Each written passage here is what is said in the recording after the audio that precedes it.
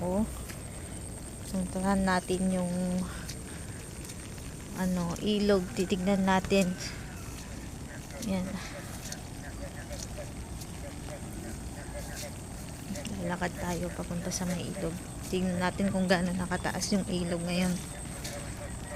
So, dito may mga tubig-tubig na dito, oh. Hindi ko alam kung galing na to sa may ilog o yung mga naipon na tubig ulan.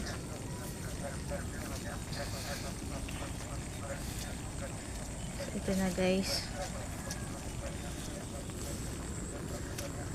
Mas mabuti kung nakapaa na lang na naglalakad para naman mas makapit.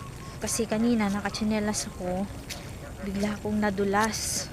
Ayan, lumagapak yung aking balakang.